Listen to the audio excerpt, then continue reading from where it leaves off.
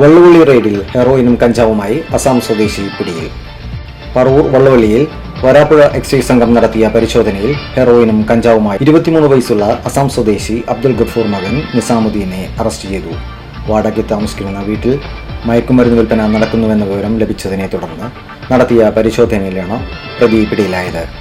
ഇയാളിൽ നിന്നും 6.38 ഗ്രാം ഹെറോയിനും 60 ഗ്രാം കഞ്ചാവും മൊബൈൽ ഫോണും മയക്കുമരുന്ന് വിറ്റ് കിട്ടിയ 2500 രൂപയും പിടിച്ചെടുത്തു. പരിശോധനയിൽ inspector M B Pramod, assistant excise inspector P U Rishikesh, preventive ഓഫീസർമാരായ Aneesh K Joseph, Ratheesh K R, civil excise ഓഫീസർമാരായ S Anoop, P S Samaldev, C G Amaldev, വനിതാ ഓഫീസർ വി എസ് ഷിജി എന്നിവർ പങ്കെടുത്തു. പ്രതിയെ കോടതി റിമാൻഡ് ചെയ്തു.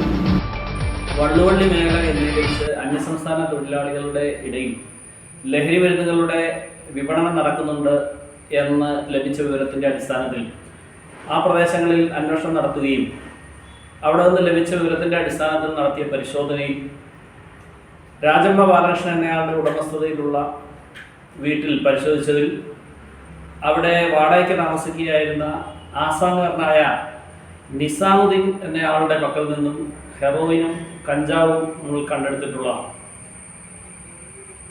6.38 ഗ്രാം ഹെറോയിനും 60 ഗ്രാം കഞ്ചാവും ഇത് വിറ്റ് കിട്ടിയ 2500 രൂപയും മൊബൈൽ ഫോണും നമ്മൾ പിടിച്ചെടുത്തിട്ടുള്ളതും പ്രതിയെ കോടതിയിൽ ഹാജരാക്കി റിമാൻഡ് ചെയ്തിട്ടുള്ളതുമാണ്.